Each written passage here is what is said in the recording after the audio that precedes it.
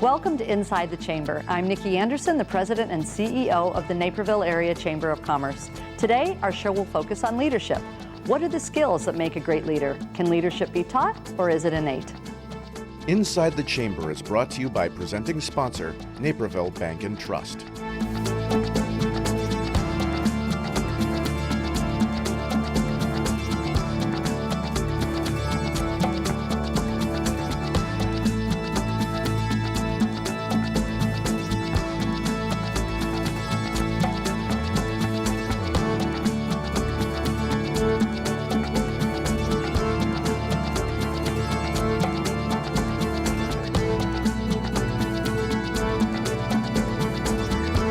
Joining us today in our discussion on leadership are Brianna Hansen, VP of Business Banking at PNC, Mike Havala, President and CEO of Loaves and Fishes Community Services, and Naperville Fire Chief Mark Pucknitis. Welcome. Thank you. Thank you. Thank you. So we're going to talk about leadership today, and I know all three of you, and I know that you are all in very important roles in leadership. So I think the first question that I'd like to pose to you is, do you think leadership is natural, or you're born with it, or is it something that can be taught and honed? What do you think? I think it's a little bit of both, actually. Can you teach somebody to be a leader? You can certainly teach somebody leadership traits. It really is up to the individual if they want to take that to the next level. And really, it is a kind of a natural process that comes about. And there's a lot of factors that involve, being a good leader. It doesn't necessarily mean that, your title has to signify that you're an automatic leader, because there are people with fancy titles that truly are not good leaders. And, so leadership takes many forms, and it just needs to be nurtured, and you need to kind of build on leadership. You need to learn how to be a good leader, actually, is what I think. I agree 100%. I think it takes a little bit of both, right? So I think you have to be able to have that innate personality, that charisma, that passion, that drive that not too many people have. And also, I think you have to work on it. So you have to constantly be a lifelong learner. There are skills that you have to develop. I'm one of those people that had to work at it and try and get better over time. Mm-hmm. So I do absolutely think that you have to do a little bit of both to be successful. Awesome. Yeah, and I think certainly there's some things that you can be born with. Maybe it's intelligence, those things that are good tools or foundations to being a good leader. But I think that a lot of it is nurture more than nature, that it is your experience growing up in your family and seeing what your parents did, or your teachers or your coaches or bosses, other people around you that show you by example, because a good leader leads by example, and I think seeing those examples throughout your course of your life is really, really important. So there's a lot of skills in leadership, as others have mentioned here as well, and I think that those skills certainly can be learned and refined, and need to be, as Brianna said, need to be things that are that you grow every single day and look to every day to improve on those skills. So, right. I think you touched on something too when you said, just because you have a fancy title, that doesn't necessarily make you a leader, right? So, I'd like to think that with my staff, whether it's my part-time, front desk person all the way up to my CFO, I think everybody could do well by having some kind of leadership training or exposure, because you don't have to be the CEO of a corporation to be a leader. Would you agree with that? I definitely would agree with that. And I think what people are looking for, regardless of the organization, they are always looking for leaders. They're looking for somebody to guide them, regardless of what that organization is. And really, in order to do that effectively, you need things like good communications. Mm-hmm. You need to set a great example for others. And I've always thought, you grow up and people say, remember the golden rule. And if you do that, if you treat others the way that you want to be treated, and if you really believe in that and do that, people will see that. And then what happens is you get a chance to empower people and allow people to do things that maybe they otherwise wouldn't feel comfortable doing. And that helps to build an organization also. So I think people really are looking at that, looking for that. And if you can provide that type of skill set and communication to people, you will become that leader in that organization. Yeah. What do you think? Yeah, agreed. I don't think you have to have the title to be a leader, right? Martin Luther King Jr., I think, is a perfect example of that. He led an entire nation around a cause, and he didn't have any title that went behind him. It's all about passion and drive and influence. Yeah, I think about Loaves and Fishes, and this diverse group you have, from volunteers all the way up to your position. And I would imagine you see leaders in your volunteer community as well, We see right? leaders throughout the organization. We have leaders, group leaders of volunteers. We have leaders of various functions of the organization. So leadership is really not about the title. The title comes after you've established yourself as a leader and earned it, absolutely. So, and sometimes people have titles that maybe are deficient in the leadership skills, and that's sometimes where issues happen. But I think certainly leadership happens throughout an organization in small doses, middle doses, and large doses. Yeah, so I guess it kind of makes me think about titles. Do you think we're a title-obsessed country? Or do you think that there is a sort of a validation when you receive that title? Is it necessary, I guess, is more of the question. I think a lot of people automatically they recognize individuals because of their titles. And I think there's a little bit of a problem with that. But that's the society that we live in. A lot of times the second thing that people ask you outside of what's your name, they say, what do you do, right? So there's a title associated with that. And, I think some people can get hung up on that and feel that because they have a fancy title or they have a very important role that they're automatically a leader. And that really is not the case. From a leadership standpoint, I think really, like I said before, people are looking, as a leader, you want to get people to do things because they really want to do it, not because they have to do it because it's their job or because they're told to. And if you're a good leader, I think that's the byproduct of that, and that's the proof. If you have an organization made up of individuals that do a great job because they really want to do it, and you're part of that force that allowed that to happen, then you're automatically going to be a leader, good leader. I love that. Yeah, I think a title can certainly be helpful, especially as it comes to first impressions. Sometimes it's the first thing people see on your resume, your business card.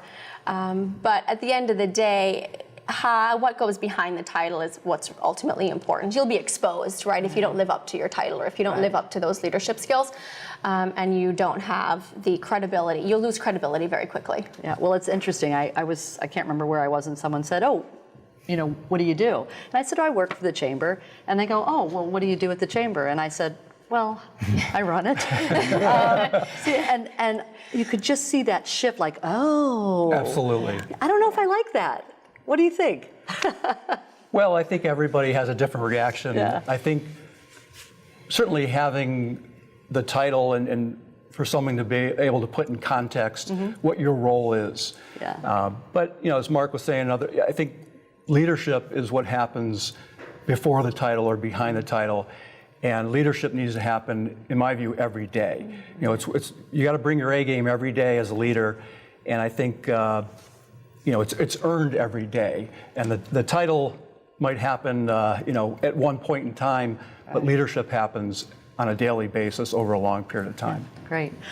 So with leadership comes responsibility. So what are some of the biggest challenges in a leadership role, whether it pertains to your particular job or what you see in general is a challenge for leaders, the challenges that they encounter? I would say putting yourself off to the side. If you're the head of an organization, if you are the designated leader, it's easy for you to put yourself on a pedestal and say, hey, I'm the one who everything needs to be revolved around. You need a good leader, in my mind, needs to put themselves off to the side and let the organization really build itself with the people that it has. And you are the one who is going to call the shots and move the organization forward, but A good leader allows, like I said, the empowerment and the folks in the organization to understand that they need to step up and not be afraid of failure and not be afraid to try things that maybe have never been tried before. And the leader allows those folks to do that and doesn't look over their shoulder all the time, and doesn't let the reins loose that much. I think people feel that type of energy and helps to build an organization. Yeah, awesome. Yeah, I think adding on to what Mark said, leadership is when you get to the point in your career and your life when you realize it's not about you. It's about others. It's about growing others. Early on in your career, it might be a little bit more about you and growing your skills and developing an expertise in whatever it is you're doing. And then as you become part of a team and then you lead a team, it's not about you. It's about the team. And sometimes it's about, if you've developed a team in the right way and the team can operate, it's about getting out of the way and letting the team do what they know how to do.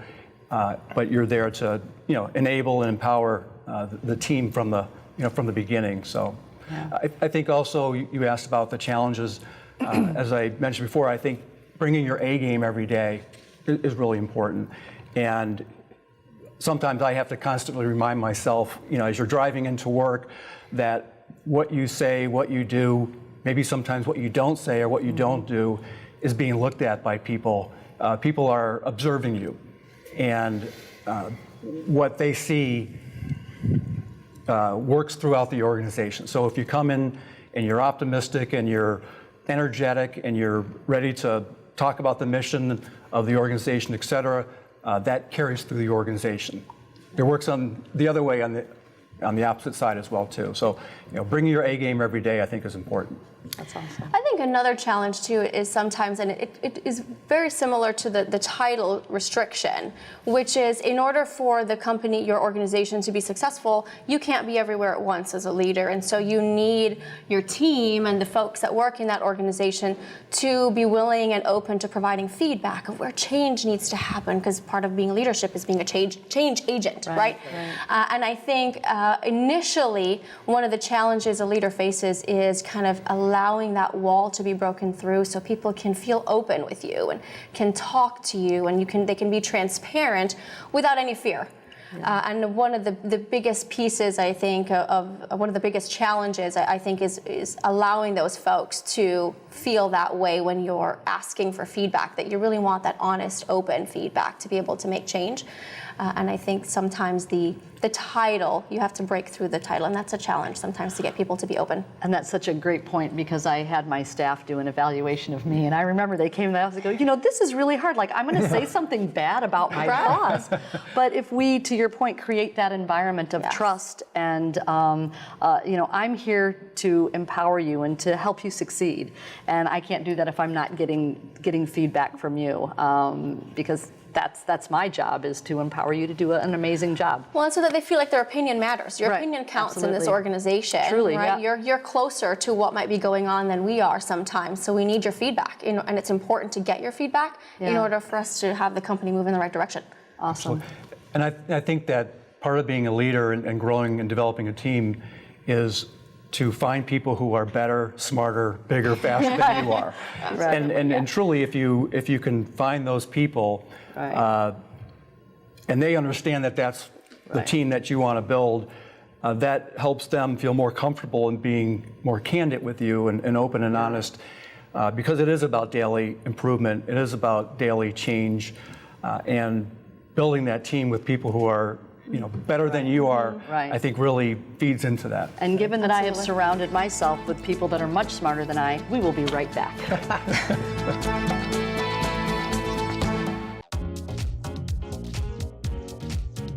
Naperville Bank and Trust has the expertise, knowledge, and experience to help you reach your business goals. We would prefer to work with somebody like Naperville Bank and Trust. They're engaged in the community, they're able to help meet our financial needs, they understand us as a business. They provide all the tools that you would ask that we as a growing business need of a bank. Most importantly, to me, it's a great personal relationship we have with Tom and John and our bankers. It was the best thing we could have done in banking. And banking can be very cold. What the bank brings to us is that warm feeling when you come into the bank and people say, "Hi, Greg." It's about being part of the community again, about being a name again, about having credit for who your business is instead of just being a number. Naperville Bank and Trust.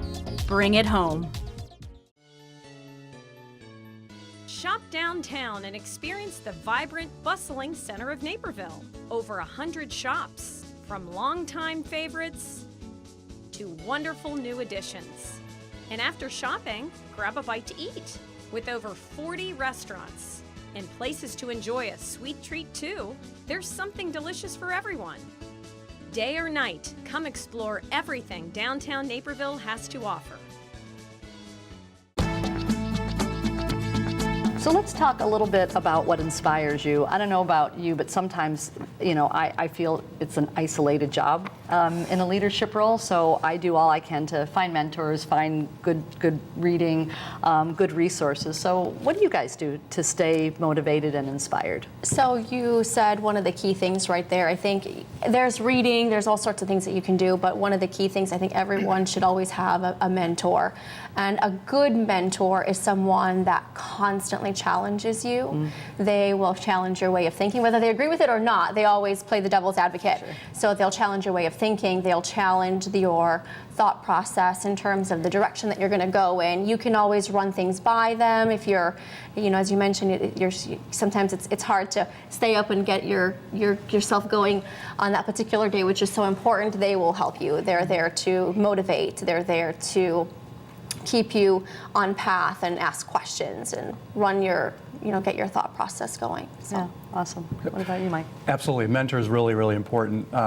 In addition, I think I try and look for things every day. So when you read the newspaper, there's lots of stories, good and bad, right, negative and positive. And I think that what you see in stories, and you can extract out of stories and see examples of where people handle a situation right, and they stepped up, they took responsibility, they took leadership roles. On the other hand, you see cases where people, they try to sweep an issue under the rug, or they try and deny things, and you see how things are handled poorly. And to me, on a daily basis, you see that in papers and that you read in the news, et cetera. And so for me, there's a daily learning experience and reminders of how you should handle yourself in various situations. I also personally love reading books that have to do with people who are put in various situations. Sometimes they're crisis situations, sometimes they're survival situations. For example, Unbroken, stories like that. To me, you could say, well, it's a lot about survivorship and it's a lot about the physical aspects of it. But to me, there's a lot of lessons to learn about leadership in there. Yeah. And there's many, many books. A book about Lincoln and the railroads, Nothing Like It in the World, Stephen Ambrose book, is to me a phenomenal book on leadership in Lincoln making something happen that never happened in the history of the world, that there were many reasons for it to not happen, but the building of the transcontinental railroads, how it really changed our country, and you could argue even the history of the world. So to me, there's a lot of good books about where people are faced with extreme challenges and how they come through those challenges beyond just the physical, more the psychological or mental aspects of leadership to get people through. Awesome. That's great. I always like to compare organizations to sports, and I love sports. I have two boys that are into sports, and really, if organizations are very much like sports, and one person that I admire a lot is Vince Lombardi, and he took the Green Bay Packers, and I'm a Bears fan, but he took the Green Bay Packers from a very nothing team to a world championship football team, and a book that I love is the Lombardi Rules, and it has rules that he used in football, in a football team, to really inspire people and to encourage people. A leader is always being watched, always. And you're being watched by your own organization, you're watched by the outside. And I guess what really invigorates me is trying not to do the same thing over and over again and stay away from the status quo. As leaders, we have an opportunity to do things differently and to make changes. And it's real easy to just come into work and do the same thing over and over again. Sometimes people expect that. The challenge is when you can try to make things a little bit different than they ever were, and get your organization not only to buy into that, but be inspired with that. All of a sudden, that creates creativity, and it allows folks in the organization really to come up with new ideas, not being afraid of failure, and maybe breaking through some new ground that really leads to some innovations that can be milestones for the organization and even replicated by others. So, you know, we all have those challenges, but to be inspired, not to be afraid of taking that next leap forward, I think is an important aspect of a good leader. And that reminded me too of something that I read sometime. It said, a good leader is not somebody who has all the answers, but it's somebody who has all the questions. And I think that curiosity, that testing, the asking the questions to get to those answers eventually is a key aspect. Well, I think, Brianna, you mentioned we're change agents. You know, that's really such an important part of leadership, and not everybody likes change, right? So on another show, we talked to millennials, and we were talking about the challenges of multi-generational organizations. So I believe all of you, I know Loaves and Fishes does, I'm sure PNC does, and the fire department. How do you as a leader handle the multi-generation leadership? Would that be? Well, you know, we all have different people that work for our organizations, and I have to deal with the millennials, the new people that come on the job. When I came on the fire department more than 30 years ago, it was a different organization, different mindset, a different work ethic than it is today. Today, things are driven by technology. Things are, you know, organizations are driven by a lot of other means that you have to help you do the job that you do. And you have to have that balance, because it's important. You still have those folks that have been around for 25 plus years, and you have other people that are brand new. But they all have to work with each other, and I think they can all build on each other, because all of those types of individuals have skill sets and actually have very valuable traits that can be shared, you know, with the entire organization. And the trick is to get them all to meld together and not create silos or boundaries within the organization. And if you can do that, you can really have a powerful organization. Yeah, I agree. I think the chief nailed it. So I think cross-generational, a good leader is going to know each and every individual, what motivates them, what drives them, and what skills they're good at, and leverage those skills within the organization. So it's always finding the right fit for the right person and making sure that they're in the right role and leveraging not only the things that they're good at, but the things that they're passionate about. And if you can do that and you can get the right people in the right places, then the organization will soar. So there's a spot for everybody. And as a leader, you have to figure out what that place is and help them. Sometimes they don't know either, right? So you have to ask those questions and help them uncover those skill sets, and then help guide them in the right direction so that they're leveraging their skill set, so they're happy too when they come to work every day, right? And I think the saying goes, people work for bosses, they don't work for companies. And I think that's especially true with millennials and people that are younger than probably when I grew up, or our parents in their generation. And I think emphasizing that and recognizing that and helping people to develop the things that they need to develop, you know, to further themselves and to do the things that they want to do.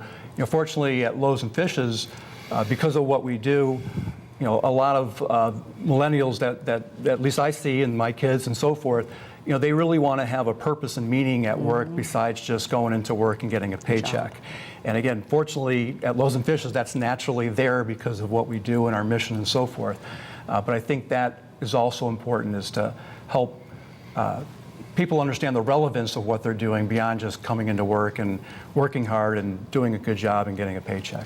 Yeah, awesome. I've got people in my organization, they're an entry, when you start on the fire department, you're a firefighter. You can move up through the organization, lieutenant, captain, chief officer. We've got people that have close to 30 years that are firefighters. They have no aspiration of moving up to the organizational ladder. They are some of the best people that I have in the organization. You need people that are going to be great line level folks and really commit to that. There's other folks in the organization that are right for moving up, and for whatever reason, that doesn't mean that they don't have the best qualifications or they're any better or worse than anybody else. It's just where they fit in the organization. And when you really let people know how valuable they are in the spots that they hold, and their contributions are really worthy of everything that you do, it creates a real powerful organization.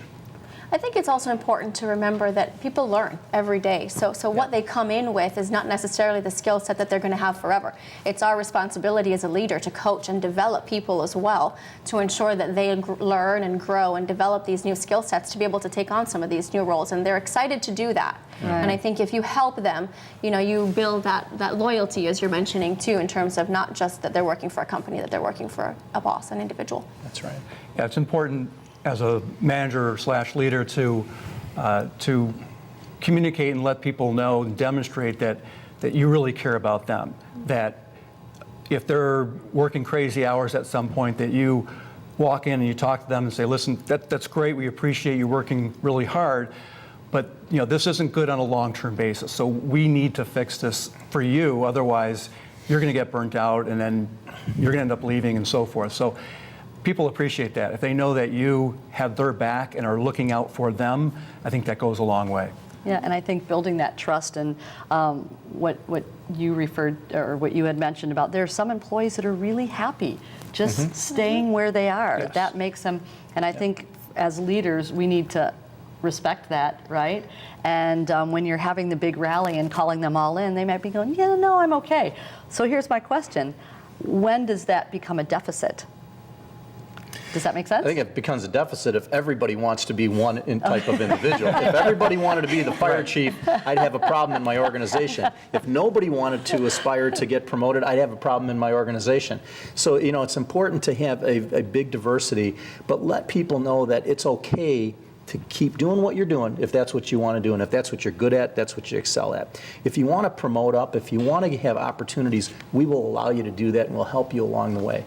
And like you said, keep an open and honest atmosphere, just really telling it the way it is, not being afraid of what people are going to perceive you as because you're trying to maybe switch the conversation to a point that you want to make people like you. That's the other thing about a leader, is you're not going to be liked by everybody, and that has to be a given. You have to be concerned about moving forward, doing the right thing for the right reasons, and when you do that, people will respect you. They don't necessarily have to like you all the time, but they have to respect you, and they have to work the organization and follow your direction, and you can't expect everybody to like you all the time. Great. I wish it was the opposite. That's a great Absolutely. You have to have the courage to make unpopular decisions, and I think that's what differentiates people who are strong, good leaders versus those that maybe are just managers and are popular.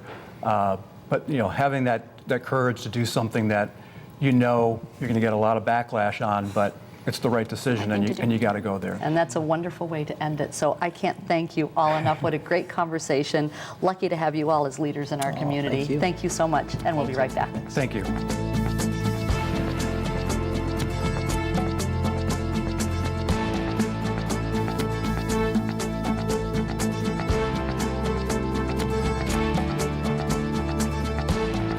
Thank you for joining us for Inside the Chamber. We hope you found the information in today's program valuable. Please join us again for our monthly programs, and in the meantime, remember, when you're looking to shop or dine, think Chamber, and visit naperville.net to support the Naperville Area Chamber of Commerce and the business community.